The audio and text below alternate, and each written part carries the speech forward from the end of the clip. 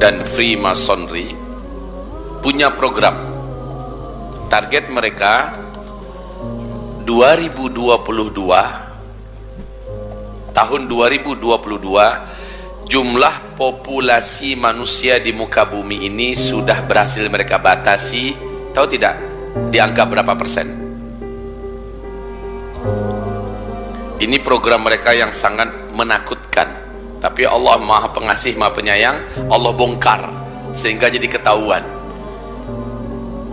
Tidak tanggung-tanggung jumlah yang akan mereka pangkas dari manusia yang hidup di bumi ini pada tahun 2022. Menurut rencana mereka adalah 93% manusia habis.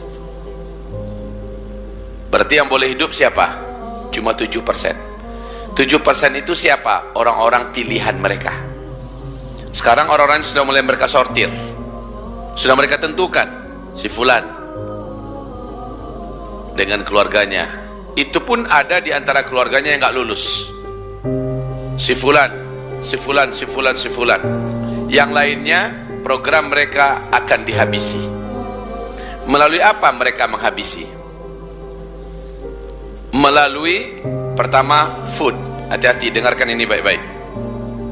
Melalui food, makanan-makanan yang mereka ciptakan, minuman-minuman yang mereka buat, baik minuman mineral, makanan-makanan kaleng, makanan-makanan cepat saji, atau tanam-tanaman, sayur-sayuran, biji-bijian, bahkan buah-buahan.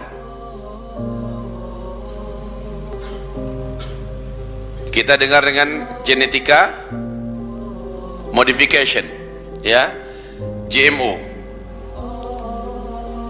Ini berdampak dalam program mereka. Siapapun yang mengkonsumsi, yang memakan, yang menggunakan, ya, yang menikmati buah-buahan, sayur-mayur, biji-bijian, makanan cepat saji, minuman-minuman yang sudah menguasai pasaran dunia pada hari ini, orang ini pertama akan penyakitan, kedua punya kelainan mental, ketiga bisa digerakkan melalui satelit. Mau dijadikan apa? Mau dibunuh di tempat dengan cara tekan saja tombolnya dari Israel sana, maka semua yang sudah ada di darah kita, semua yang sudah ada di daging kita, di daging anak-anak dan keluarga kita, langsung plep, mati.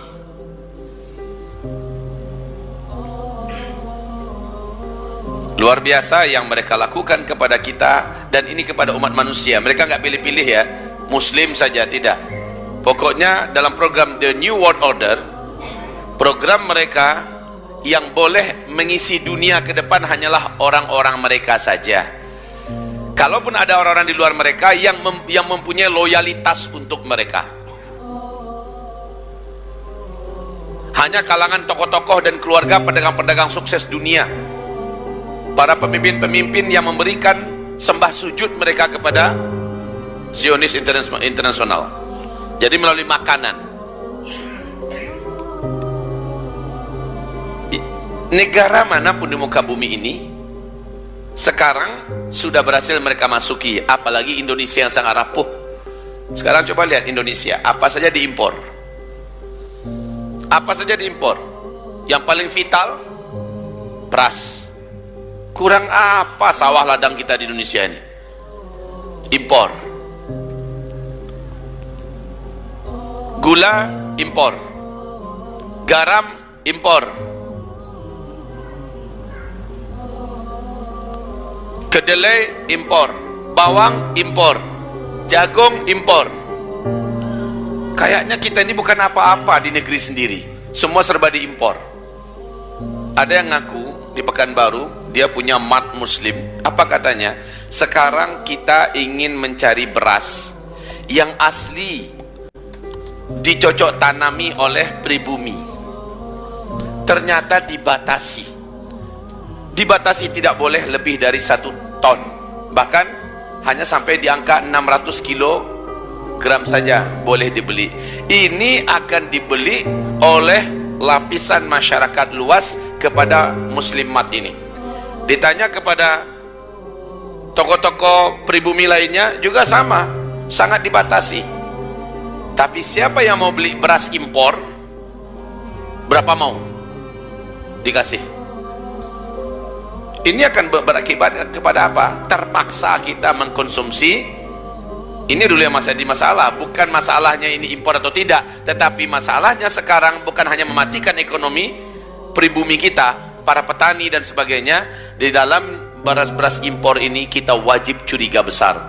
Alasannya apa Ustaz? Alasannya firman Allah, alladzina kafaru yufsidun wa la yuslihun. Orang-orang kafir itu program mereka pasti untuk merusak.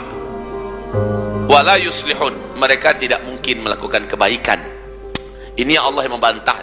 Asal dia orang kafir, dia memproduksi apa?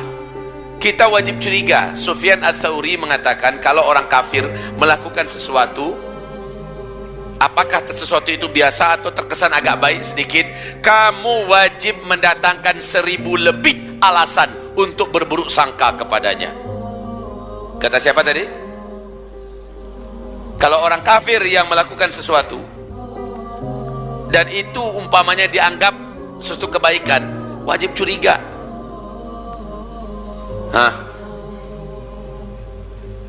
Kebalikannya, kalau muslim yang bagus, muslim yang baik melakukan sesuatu yang kesannya agak salah atau mungkin keliru menurut kamu, wajib datangkan 1000 lebih alasan untuk berbaik sangka kepadanya. Begitu ya, jangan dibalik. Selama ini yang kita dengar itu logikanya dibuat terbalik. Kalau dari muslim aja curiga aja bawaannya. Tapi kalau sudah dari kafir, kalau sudah dari mata sipit, kalau sudah dari asing, oh dah kayaknya itu sudah. Wahai hamba-hamba Allah, saudaraku, melalui food mereka punya target mengatur kita melalui satelit dengan makanan yang kita masukkan, dan makanan itu menjadi bahagian dari darah kita, bahagian menjadi daging kita. Seharusnya kita sekarang ini di akhir zaman wajib memprioritaskan standar makanan menurut Al-Quran. Standar makanan menurut Al-Quran apa bunyinya? Halalan thayyiban. Ini standar makanan menurut Al-Quran. Kalau ditanya pemuda akhir zaman, maka target mereka nomor 1 memang pemuda. Pemuda di sini baik laki-laki ataupun perempuan, ya. Yang ini jadi yang pertama melalui food, ya. Jadi yang Allah perintahkan kita itu agar kita konsumsi adalah halalan thayyiban, yang halal lagi thayyib. Kalau halal, targetnya adalah kepada ruh kita, ibadah kita, dan doa kita. Doa. Kalau thayyib, targetnya adalah kepada kesehatan kita, targetnya kepada akal kita, dan targetnya kepada mental kita.